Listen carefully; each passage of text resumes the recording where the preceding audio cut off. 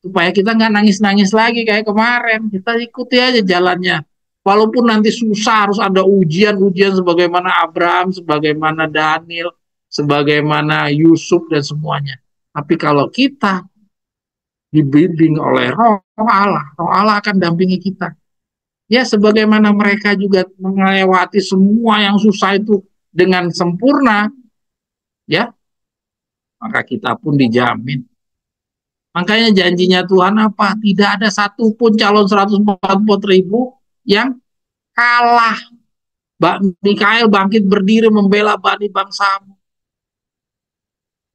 Ya, jadi karena Tuhan itu akan bekerja bagi kita, jangan kita sendiri. Tapi untuk mencapai ke situ, makanya kita harus belajar bagaimana kita berserah. Bagaimana kita berserah sepenuhnya, jangan setengah-setengah kayak Petrus yang tenggelam itu. Ya, kita lanjut. Ana, lanjut Ana.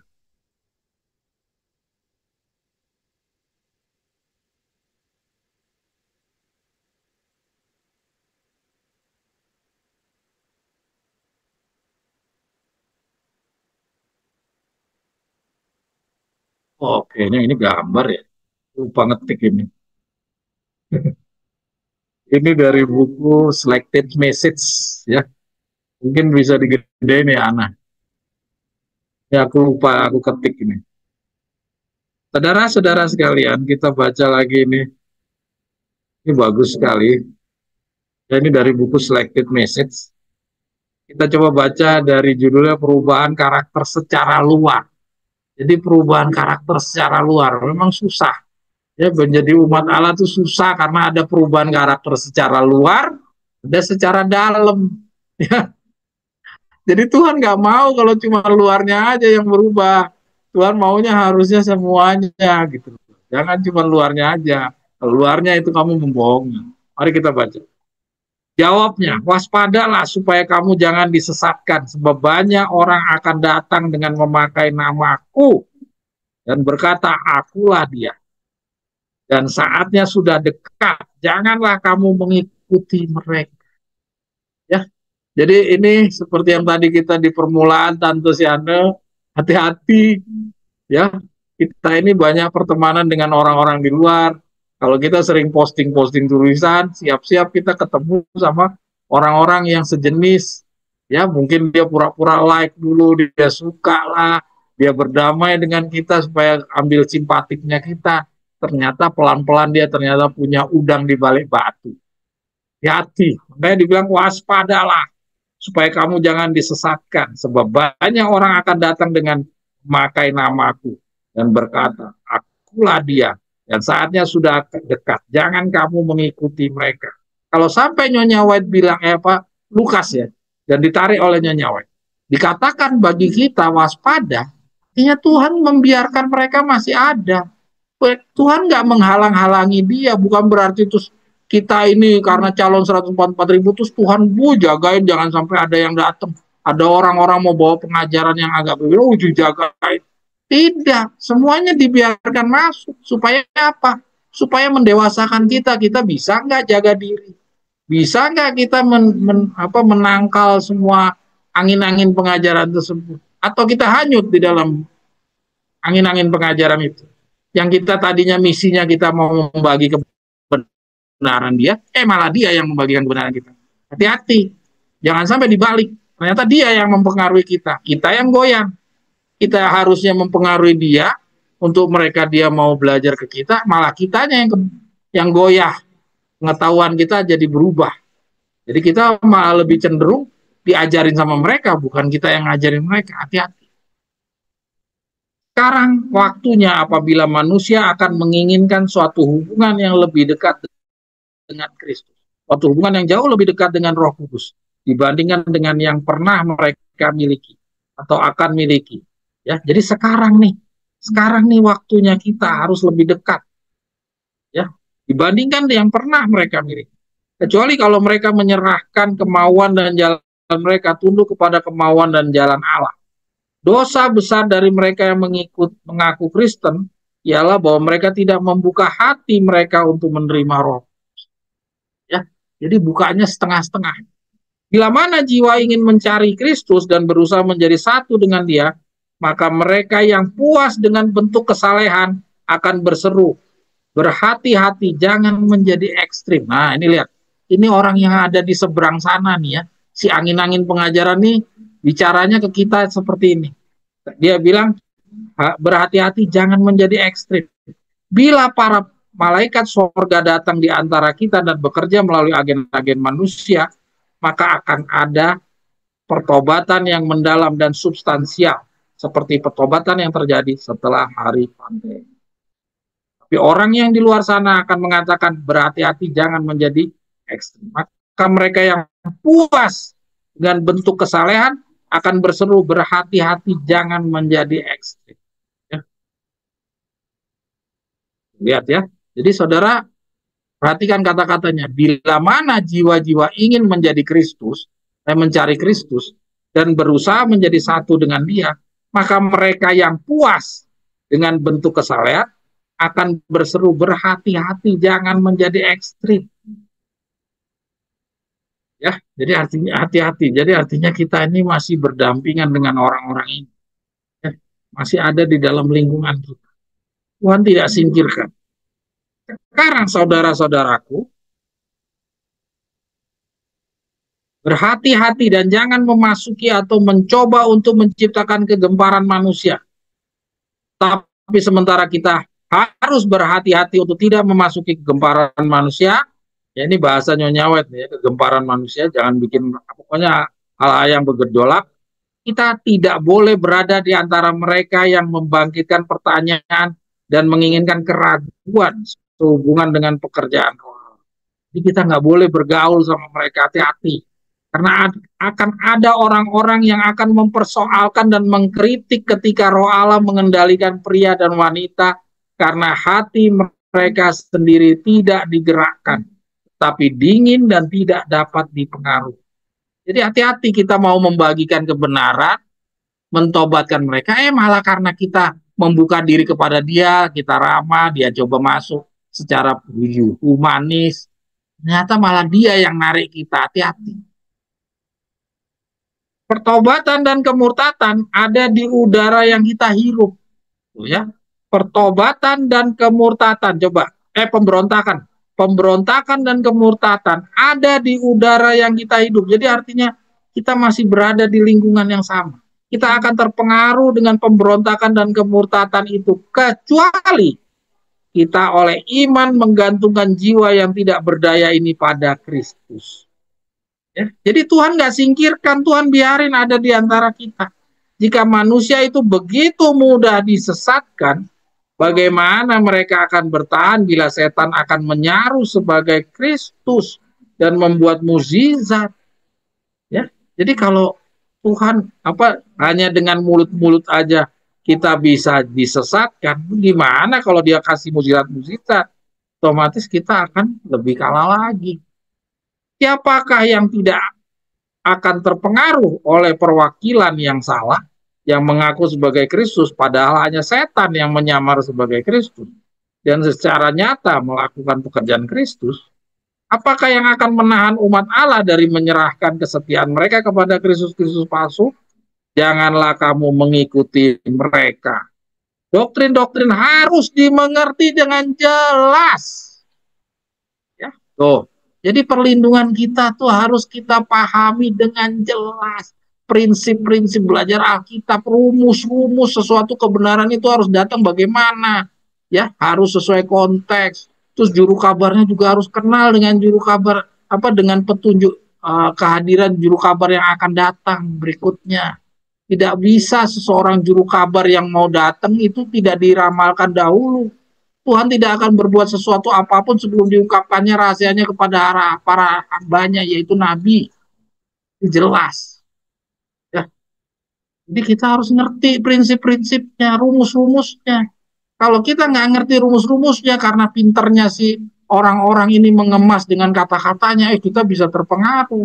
Tapi kalau kita kuasai rumus-rumusnya, prinsip-prinsipnya, maka dia mau ngomong bagaimanapun semasuk akalnya bagaimana, kalau tidak demikian tertulis, demikian firman Tuhan, Kita tidak perlu kita terpengaruh. Orang yang diterima untuk mengajarkan kebenaran haruslah berjangkar, ya, harus berjangkar. Barulah perahu yang mereka dapat bertahan melawan badai dan topan. Karena jangkar akan menahan mereka dengan kokoh. Penipuan-penipuan akan meningkat. Lihat tuh. Ini ditulis tahun 1897. Jadi Nyonya Wet sudah meramalkan jauh-jauh ada penipuan-penipuan yang meningkat. Saudara-saudara dan saya beruntung kita masih bisa berada di Jakarta, kita masih bisa bersatu. Tapi bagi saudara-saudara yang jauh dari kita kayak yang di Papua, di Ambon, terbukti karena selama ini mereka santai-santai, selalu gantung kepada Om Semi Mawetat dan yang lain-lain lah ya. Mereka tidak membiasakan baca sendiri, dia tidak membiasakan diri untuk mengerti dengan jelas doktrin-doktrin. Maka ketika ada orang yang datang dengan kemasan-kemasan lah, dengan bahasa-bahasa yang indah, betapa mudahnya mereka itu. Tapi masih ada waktu. 4 mata angin masih ditahan. Jangan tunda, jangan tolak. Masa promosi masih ada, ya. Tapi kita tunggu. Kita nggak bisa paksa. Kalau mereka nggak mau ya sudah, ya. Kita lanjut. Ana, terima kasih Ana. Ini tertulis di dalam 2 selected message halaman 57, 58 bahasa Inggrisnya. Bahasa Indonesianya halaman 11. Oke? Buku bahasa Indonesia Nasihat Allah untuk masa kini. Tanggal 5 Januari.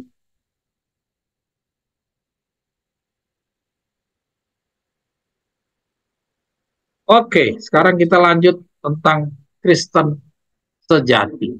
Saudara-saudara, 2 minggu yang lalu kita belajar tentang Kristen yang ya, kita belajar Kristen sejati ini apa sih yang kita pelajari 2 minggu yang lalu itu? Supaya saudara jangan lupa. 2 minggu yang lalu itu kita bicara tentang ada untuk dapatkan Kristen yang sejati. Jadi dari praktek kita beragama sejauh selama ini, kita tuh hanya menjadi seorang Kristen-Kristen pada umumnya. Kita hanya Kristen-Kristen pada umumnya. Ya. Jadi bacaan ini menunjukkan bahwa masa 40 hari pendidikan dimaksudkan untuk membentuk pekerja-pekerjanya Kristen sejati. Jadi untuk menjadi Kristen sejati itu ada tahapan yang harus dilewati. Ya. Karena kita ini dari Kristen-Kristen pada umumnya, ya kita harus mau berubah menjadi Kristen sejati, itu ada tahapannya. Tahapannya itu apa? Yaitu harus ada ujian-ujian dan cobaan-cobaan. Ya. Kita coba lihat itu Ana, tampilkan 2 selected message halaman 55. Ujian-ujian yang menakutkan serta cobaan-cobaan sedang menunggu umat Allah. Jadi bukan orang jahat yang mau diuji, bukan yang dicobai, ya bukan orang yang menolak kebenaran yang dicobai, tapi umat Allah yang diuji. Ya, jadi jangan kita kira oh hanya orang jahat aja tuh orang jahat yang akan dianiaya. Tidak, itu umat Allah. Bacaan ini adalah untuk umat Allah, bukan untuk orang jahat. Semangat peperangan sedang menghasut segala bangsa, ya. Tapi pada puncak dari masa kesusahan itu akan datang suatu masa kesusahan yang sedemikian belum pernah jadi semenjak dari berdirinya sesuatu bangsa. Oke, ini kesusahan Yakub. Ya, apakah ada kesusahan yang lain? Kita baca lanjut. Bawah, nah kita baca di sini. Bacaan singkat di atas mengatakan akan ada ujian-ujian serta cobaan-cobaan sedang menunggu umat Allah. Ya, Anda boleh naik ke atas dulu sedikit. Kita baca di sini. Nah, kita lihat di atas tuh ujian-ujian yang menakutkan serta cobaan-cobaan, artinya lebih dari satu. Ya, jadi lebih dari satu ujian, lebih satu dari cobaan. Artinya bukan hanya kesusahan Yakub, ada ujian-ujian yang sejenisnya yang lain. Kalau kesusahan Yakub, kita semua sudah pelajari bahwa Mikael akan bangkit berdiri. Tapi yang kita khawatirkan, ada ujian-ujian yang lain sebelum Mikael bangkit berdiri. Karena kalau Mikael tidak bangkit berdiri, artinya kita harus menanggungnya dirinya sendiri. Kita harus menanggung menghadapinya sendiri. Ya, kita bisa air mata, kita keluar. Kita punya ketakutan segala macam, itu bagaimana caranya? dan kita bisa kalah di sana. Ujian-ujian inilah yang harus dihadapi calon-calon Kristen berubah menjadi Kristen yang sejati. Oke, kita coba Ana geser ke bawah.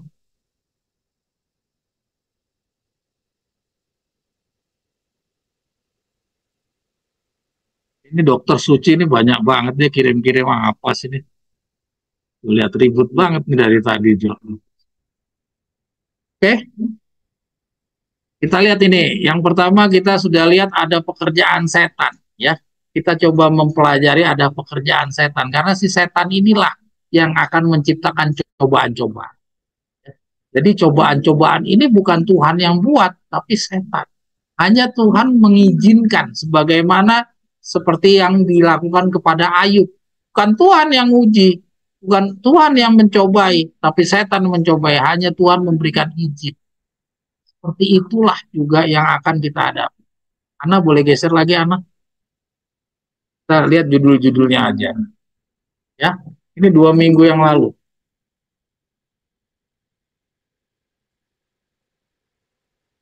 Ya, ini jam 5:30. Ya, kita lanjut. Oke, kita lewat Ana. Ya, ini setan. Lanjut, pintu masuknya kita tahu. Ya, pintu masuk setan mempengaruhi adalah melalui pergaulan. Ya, kita udah pelajari waktu itu melalui pergaulan. Ya, amaran-amaran yang telah diberikan kepada bangsa Israel terhadap pergaulan dengan orang kafir tidaklah lebih ketat. Nah, artinya pergaulan. Ya, saudara-saudara bisa baca kembali. Oke, lanjut. Ya, terus sana. Banyak orang yang sedang berbuat kesalahan yang sama. Jadi banyak kita tuh perjuangan untuk menjadi Kristen yang murni, Kristen yang sejati itu memang diperlukan ujian-ujian dan cobaan itu. Supaya apa? Ujian-ujian itu supaya kita mengeluarkan manusia lama kita. Ya, oke lanjut. Ya, ada di bawah kutipan-kutipannya. Ini petunjuk menang, bagaimana caranya menang tuh. Ya, oke. Ya, ini yang kita 2 minggu yang lalu. Terus, anak. Nah, cobaan adalah sarana untuk memperoleh Kristen yang sejati. Jadi kita mau nangis, mau bagaimana, memang itu caranya Tuhan. Jadi kalau kita dapat kesulitan, cobaan, ya, itu adalah sarananya Tuhan mentobatkan kita. Ya, walaupun itu mungkin kesulitan itu, cobaan itu adalah kebodohan kita sendiri. Tuhan biarkan, seperti kayak Lot. Lot Tuhan diamin semuanya, dibiarkan cuma supaya apa? Lot belajar, supaya Lot bisa menjadi Kristen yang sejati. Ya, melalui suatu proses yang sedemikian berat yang dihadapi oleh si Lot, maka Lot akhirnya menjadi seorang Kristen yang sejati. Dengan contoh yang sama, kita akan menghadapi suatu ujian-ujian yang sama berat. Tidak ada satupun umat Allah dari Adam dan Hawa yang perjalanannya gampang, ya, tanpa ujian. Semua ujiannya pun semua berat. Tidak ada, ya, seperti Abraham sampai di tanah Kanaan, kita baca betapa enaknya dia di tanah Kanaan, dia kaya, dihormati bangsa-bangsa sekitar. Tapi baca perjalanannya, dia harus tinggalin Ur Kasdim. Jadi semuanya itu ada perjalanan. Daud juga untuk sampai duduk menjadi seorang raja, itu juga perjalanannya berat. Ya, jangan dianggap semuanya itu ketika lihat di ujungnya sudah di keberhasilan. Kita baca di proses. Karena kita juga sedang menuju ke proses. Ya, kalau di ujung akhirnya adalah 144.000, kita enak baca 144.000 akan mendampingi Yesus pergi dari antara satu planet ke planet yang lain. Betapa enaknya. Jangan kita terbuai untuk membahas yang sudah dia, bagaimana dia telah menduduki jabatannya. Ya, tapi kita lihat bagaimana proses. Semuanya harus menghadapi dengan sedemikian berat. Ya. Oke, kita lanjut. Oke, Ana. Oke, mungkin kita lanjut ya. Jadi ini sebagai gambaran bahwa pada dasarnya cobaan yang dihadapi bukanlah penderitaan dan kesengsaraan. Oke, kita lanjut kepada yang materi kita pada sahabat ini. Yang kita mau baca ini adalah kelanjutan dari pembahasan tentang bagaimana menjadi Kristen yang sejati. Jadi betapa sulitnya menjadi umat Allah. Nyata tidak hanya jadi seorang Kristen, bukan hanya jadi calon 144.000, bukan hanya sekedar menerima kabaran Victor Utep. Ya, ternyata harus ada manusia lama yang harus dibuang. Ya. Sekarang kita lanjut nih. Pembahasan menjadi Kristen yang sejati. Ya. Mereka yang hanya sedikit melatih imannya sekarang berada dalam bahaya yang sangat besar. Kita harus membiasakan diri sekarang dengan Allah dengan cara membuktikan janji-janjinya. Jadi kita membiasakan diri. Kalau enggak, kita terlalu terbiasa, terlalu sedikit melatih iman kita. Jadi kita biasa mau yang enak-enak, nggak mau repot, nggak mau ada ujian-ujian. Itu katanya nanti kita akan berada dalam bahaya yang paling besar. Oke, kita baca. Mereka yang hanya sedikit melatih imannya sekarang berada dalam bahaya yang sangat besar untuk jatuh ke bawah kuasa penipuan setan dan perintah pemaksaan hatimu. Jadi kalau kita tidak mau melatih diri, ya, tidak mau melatih iman kita, kita akan jatuh di dalam usaha-usaha yang ada dibuat oleh setan. Ya. Penipuan setan dan perintah pemaksaan hati nurani. Kita belum tahu itu seperti apa. Dan walaupun mereka tahan terhadap ujian itu, mereka akan terjerumus ke dalam kesusahan dan penderitaan yang lebih dalam pada waktu kesesaat. Jadi maka ingat saudara, ada kata-kata yang imannya besar, maka akan ketakutannya lebih kecil. Tapi yang imannya kecil, maka ketakutannya akan jauh lebih. Ya. Bukan imannya kecil, imannya besar itu artinya dia ngertinya sedikit, bacanya cuma 2 buku, 3 buku.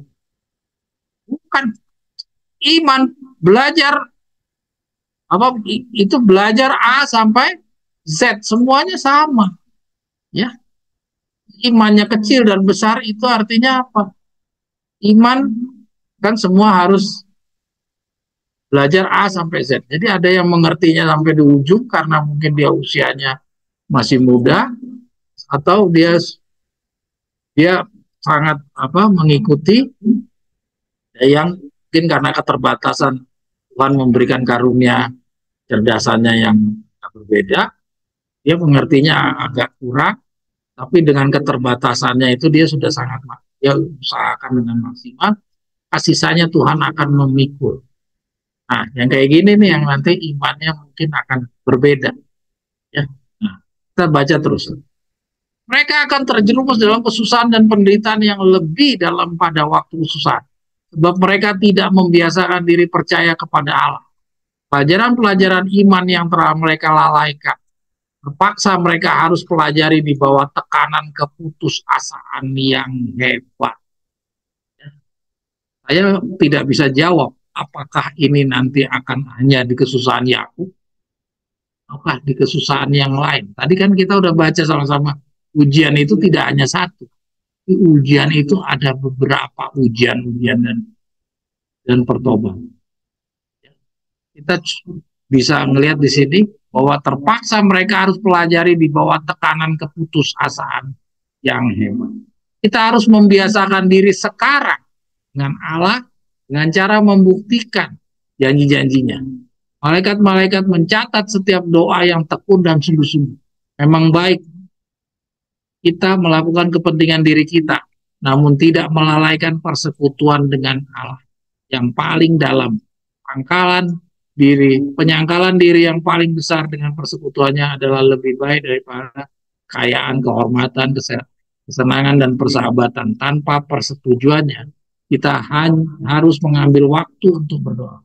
Kalau kita membiarkan pikiran kita disibukkan oleh penarikan-penarikan dunia ini, mungkin Tuhan akan memberikan waktu bagi kita membuangkan dari kita berhala-berhala emas, rumah, atau tanah-tanah yang subur.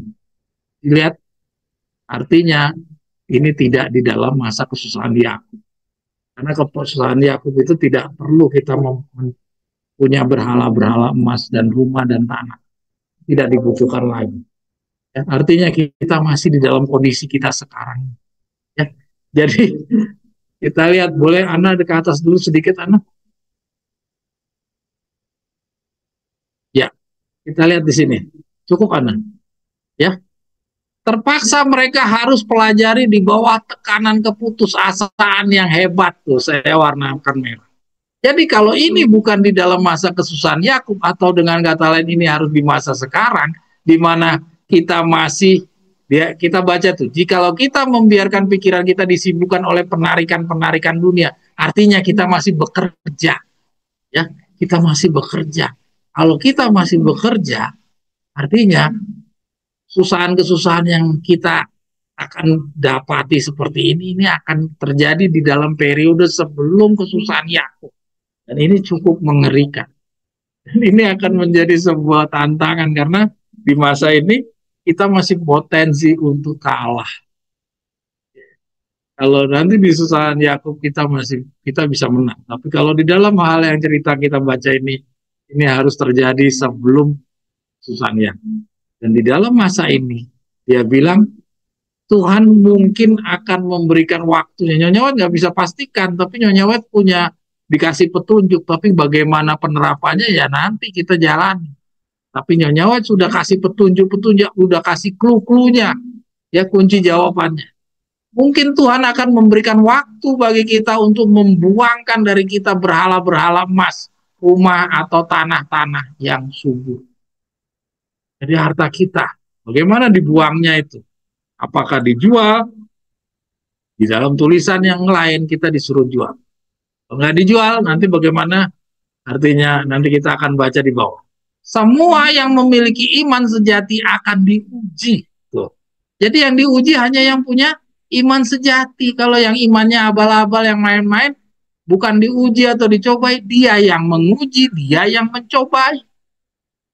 Mereka mungkin harus kehilangan rumah dan tanah dan bahkan saudara-saudaranya. Tuh. Jadi kalau bisa dijual ya beruntung, tapi kalau nggak sempat terjual ya artinya diambil sama orang. Lihat tuh, siap tidak kita? Ini ujiannya kayak gini, ini ujian yang berat. Sekarang aja kita rugi 1 juta, 2 juta aja udah ngamuk-ngamuk, udah marah-marah. Ini rumah kita diambil. Ya. Bahkan saudara-saudara kita nih, tuh, sama kayak Lot, istrinya hilang. Ya kan? Kita nggak tahu seperti apa. Karena pertentangan yang sengit tuh, kita nggak tahu seberapa sengitnya. Apabila mereka menganiaya kamu dalam kota yang satu, lari ke kota yang lain.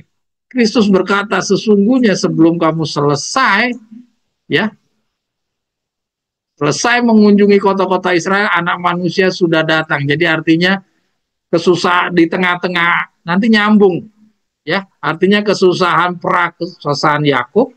Ya, kalau yang kita udah belajar hari ke-10 bulan yang ke-7, ya kesusahan Yakubnya kan nanti hari ke-15 bulan yang ke-7. Jadi selama 5 hari itu nanti dia langsung nyambung. Kesusahan Yakub sama kesusahan kesusahan Yakub sama kesusahan Yakub itu nanti akan nyambung. Ya, makanya kita tidak pernah mengetahui apakah kita sudah dimeterai atau tidak. Maka rasa ketakutan kita tuh akan besar karena kita nggak tahu apa sudah dimeterai atau tidak. Ya. Dan ketakutannya sudah digambarkan di sini, kita akan jadi orang yang mungkin termiskin dari antara orang miskin. Seperti yang kita sudah pernah bahas, Yesaya 52, 53. Ya, kita akan keluar seperti sebuah biji sesawi, yaitu seperti yang termiskin, terkecil dari semua jenis biji-bijian. Ya. Dan itulah calon 144. Dan kita udah pernah baca, bahkan sampai tetangga kita nggak nyangka. Ya, Nyonya Wet ada yang mengatakan demikian, tetangga kita nggak nyangka. Karena saking kita tak berharganya, jadi nanti akan seperti itu.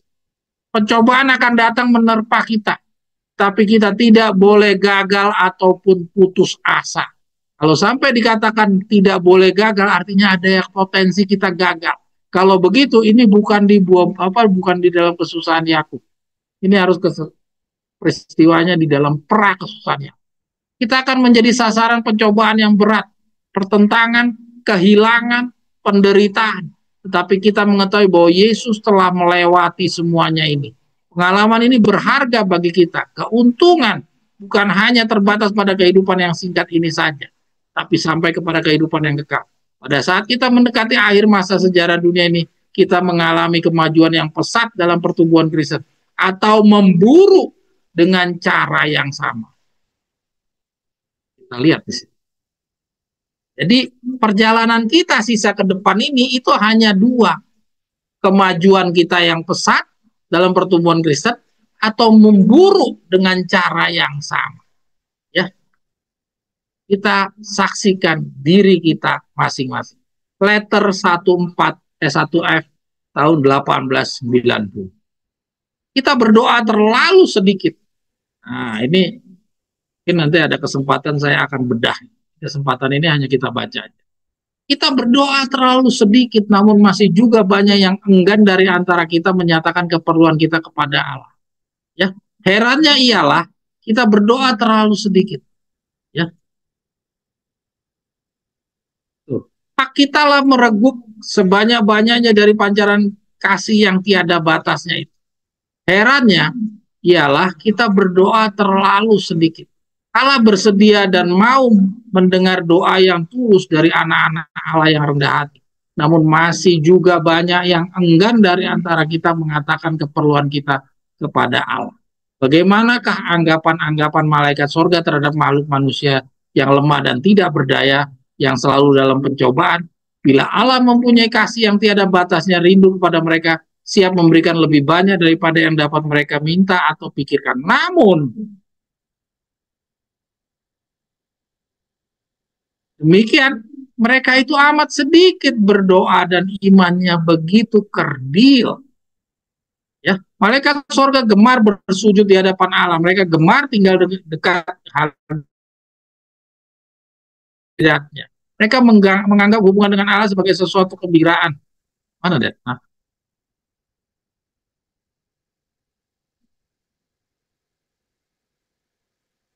Oh, oke. Okay.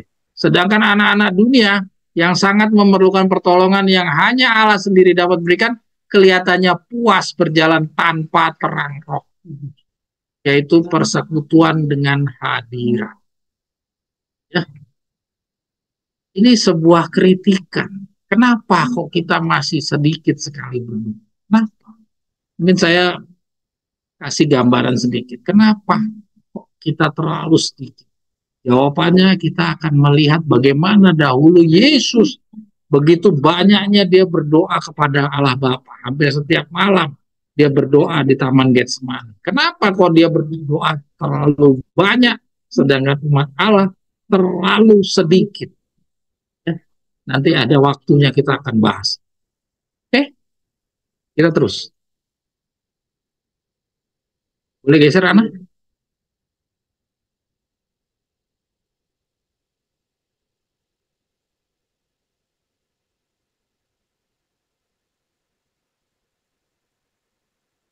Tanpa doa yang tekun dan waspada, kita berada dalam bahaya, semakin kurang berhati-hati dan menyimpang dari jalan kebenaran. Setan selalu berusaha terus menghalang-halangi jalan menuju tahta kemurahan.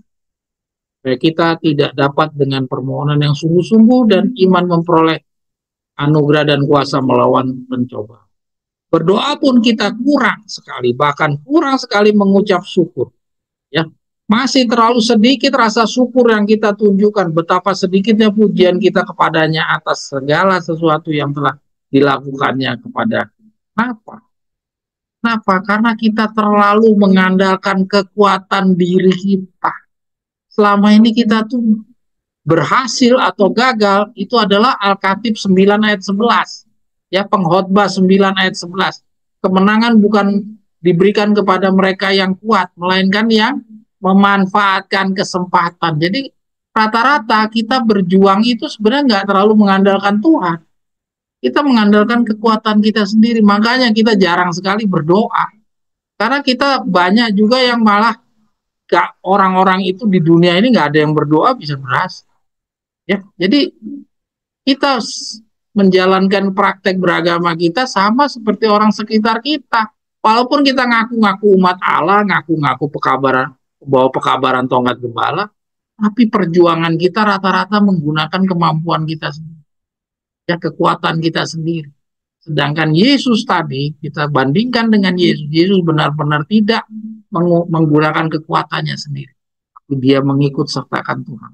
Jadi Tuhan Allah selalu ya ikut di dalam segala kesulitan. Sedangkan kita tidak.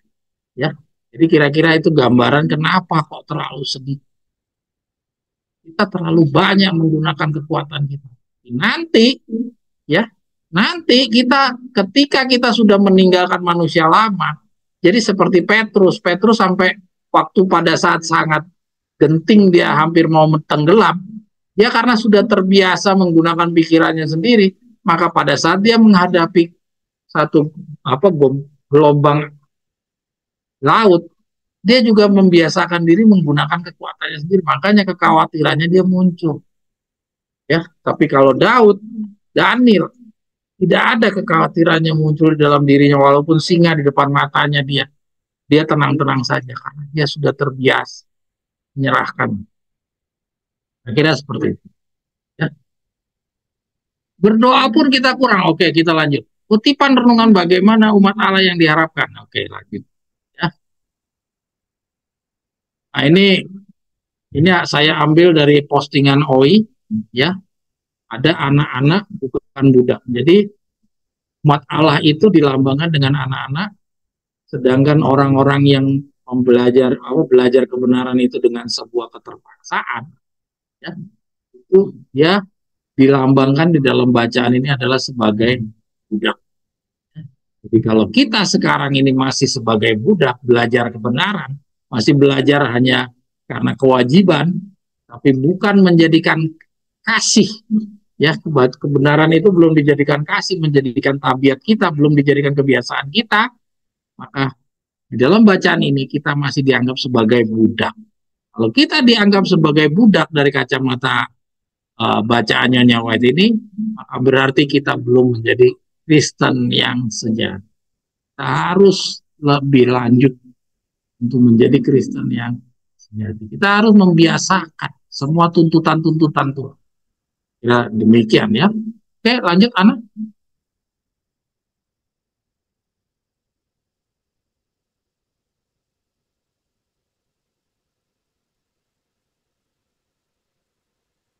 Nah, itu dia.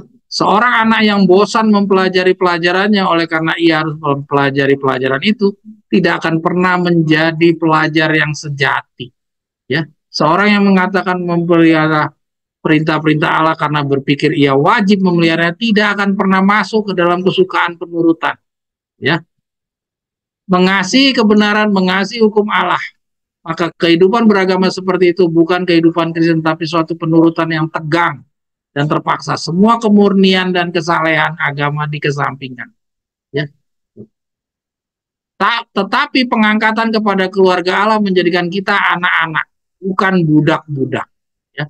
Bila mana kasih Kristus memasuki hati, kita akan berusaha untuk meniru tabiat Kristus. Ya, kita harus meniru tabiat Kristus. Semakin kita mempelajari kehidupan Kristen dengan hati yang mau belajar, semakin kita menyerupai Kristus, Roh Kudus akan memberikan pengertian yang jelas ke dalam hati. Semakin kita menyalipkan perbuatan-perbuatan yang mementingkan diri sendiri, oleh membagikan berkat-berkat kita kepada orang lain, oleh menggunakan kemampuan kita yang dikaruniakan Allah, semakin dikuatkan dan ditambahkan kasih karunia surgawi dalam kita, kita akan bertumbuh dalam kerohanian, dalam kesabaran, dalam ketabahan, dan keuletan, dalam kerendahan hati, dalam kelemah lembutan. Saudara, seperti tadi yang di awal, ya keluarnya Victor, bagaimana kita bisa menjadi seseorang yang ulet, bagaimana kita bisa menjadi orang yang lembut, orang yang sabar, ya. Kita nanti akan pelajari, mudah-mudahan 2 minggu lagi, bahwa itu semua hasil kerjanya Roh. Jadi jangan kita kira ini semua yang kerjain itu kita. Kalau yang ngerjain kita sendiri, kita nggak mungkin bisa berhasil. Maka itulah kita lihat, kita disuruh untuk apa? Ikut sertakan Roh Allah. Jangan kita bekerja sendiri. Katanya apa? Di dalam bacaan beberapa 2 minggu yang lalu, beberapa minggu yang lalu, katanya kalau kita berjuang dengan cara kita sendiri itu adalah suatu pekerjaan yang mustahil. Ya. Jadi kita harus tahu bahwa itulah manfaatnya kehadiran Roh Allah. Karena Roh Allah itu nanti yang akan bekerja bagi kita. Jadi kita akan belajar di waktu kesempatan yang lain.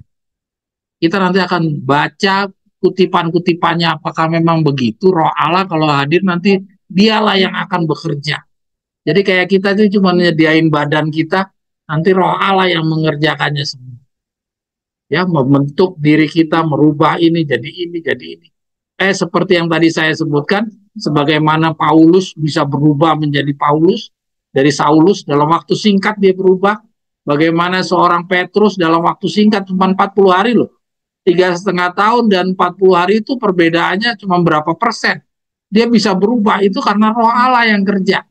Ya, jadi nanti akan ada Roh Allah. Kita udah pernah belajar kan bahwa waktu 3,5 tahun itu Tuhan bekerja seperti biasa. Tapi di permulaan 40 hari Roh Allah, Tuhan mengutus rohnya pendahuluan, ada roh pendahuluan sebelum roh suci hujan awal, ada roh pendahuluan, dan roh pendahuluan inilah yang membentuk rasul-rasul itu, ya, menjadi rasul-rasul itu punya keberanian, rasul-rasul itu punya kekuatan untuk menolak, punya keteguhan yang dulunya dia penakut. Nah, itu semua dirubah oleh roh. Nah, itu dia nanti yang kita akan pelajari. Ya, oke, Ana boleh geser lagi, Ana. Nah, ini di bawahku Kristus, ya. Ini penggoda sering berbisik bahwa kehidupan Kristen itu sesuatu hidup yang sukar sekali. Itu penggoda. Kewajiban yang berat sehingga sulit untuk senantiasa waspada dan tidak perlu ada hal-hal khusus. Ini pengaruh dari setan. Demikianlah halnya pada waktu ia menipu dan menjatuhkan Adam dan Hawa, mengatakan kepada Hawa bahwa hukum Allah itu sewenang-wenang dan tidak adil. Jadi setan itu memutar balik. Ya, oke, lanjutan. Nah, nanti setelah kita sudah mempelajari dan kita sudah memulai dari hari ke hari, kita menjadi manusia yang baru, kita meninggalkan banyak manusia lama kita, ya, kita banyak belajar. Mereka yang bergantung kepada hikmatnya dan mengikuti jalan-jalannya sendiri akan mengeluh dalam setiap langkahnya. Sebab beban yang ditimpakan oleh mementingkan diri sendiri ke atas mereka begitu berat dan kuknya begitu menyakitkan. Ya, oke. Terus ini karena dia mau melaksanakan dengan kepentingannya sendiri. Terus jika kita ingin untuk mewarisi tempat tinggal yang telah disediakan, kita harus membentuk tabiat di sini seperti tabiat yang dimiliki oleh mereka yang tinggal di sana.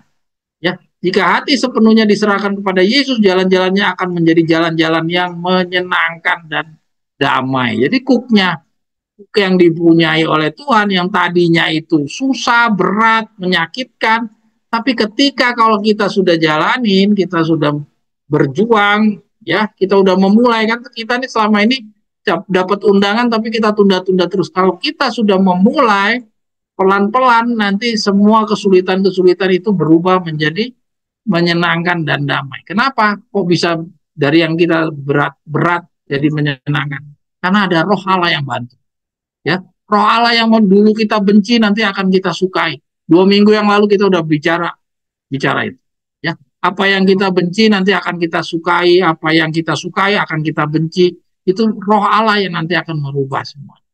Ya, jadi kalau sudah dirubah seperti itu, maka kuk Allah itu menjadi sesuatu yang menyenangkan. Oke, lanjut. Jadi nanti tolong dibaca 2 minggu yang lalu ya.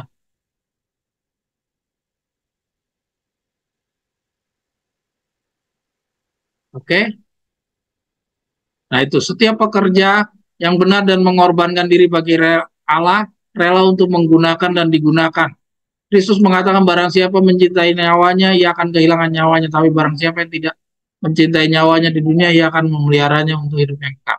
Orang Kristen sejati menunjukkan kasihnya bagi Allah dan bagi sesama manusia. Ia mungkin kehilangan nyawanya dalam pelayanan. Tapi ketika Kristus datang untuk menghimpun mutiara-mutiara kepadanya, ia akan memperoleh nyawanya kembali. Ya, ini sebuah lambang. Ya, saudara-saudari jangan gunakan banyak sekali waktu dan uang untuk diri sendiri ya.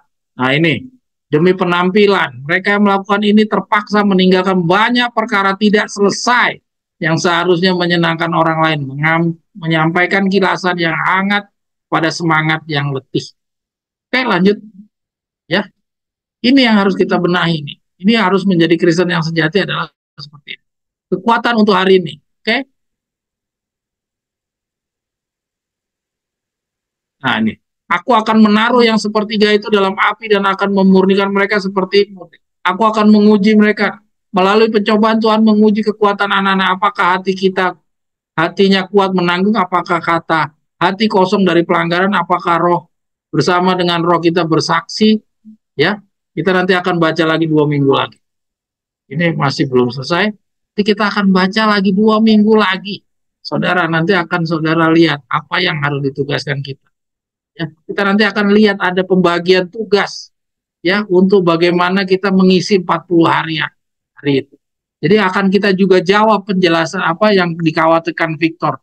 Tadi Victor di awal kan katakan kita hidup kok gini-gini aja, kita udah baca kok begitu-begitu aja. Nah, nanti kita akan lihat di dalam 2 minggu lagi kita bacaan kita. Jadi kita akan terarah gitu. Kita belajar selama ini kan baca gini-gini aja, tapi kita belum tahu arahnya kemana. Nanti dengan kita baca 2 minggu lagi, nanti kita akan lihat supaya jalan perjalanan kita ini terarah, ya sesuai dengan relnya. Jadi bukan sekedar baca lewat, tidak. Ya, nanti kita harus bagaimana? Nanti kita akan baca 2 minggu yang akan datang. Mungkin kira-kira demikian dulu ya. Ini sudah jam. Kita tutup sahabat dulu. Terima kasih saudara. Jadi ingat, kita mau jadi manusia baru. Kita mau menjadi Kristen yang sejati. Awalnya adalah apa? Tante Siana, awalnya kita harus rendah hati.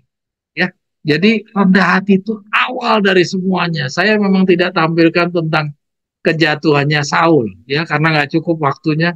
Saya punya materi tentang kejatuhannya Saul. Saya membandingkan antara Saul dengan Daud, ya. Tapi mungkin ada kesempatan lain. Nanti kita akan coba lihat bagaimana seorang Saul, bagaimana seorang Daud. Sama-sama sudah jadi raja, bagaimana karakternya Daud. Ya, nanti kita akan lihat.